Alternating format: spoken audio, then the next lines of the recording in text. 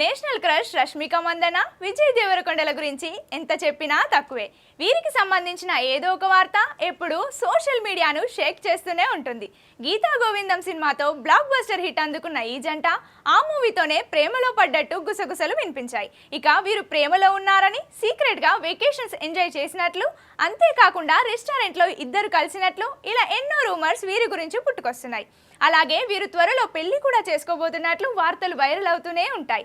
కాగా వీటి నటు రష్మిక ఇటు రౌడీ హీరో కొట్టి పారేస్తూ మా ఇద్దరి మధ్య స్నేహం తప్ప మరేమీ లేదని చెప్పుకొస్తున్నారు.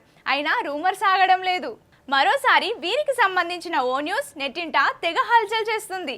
రష్మిక, విజయ్ మరోసారి అడ్డంగా దొరికిపోయారంటూ వీరికి సంబంధించిన ఫోటోలను షేర్ చేస్తున్నారు నెటిజన్స్.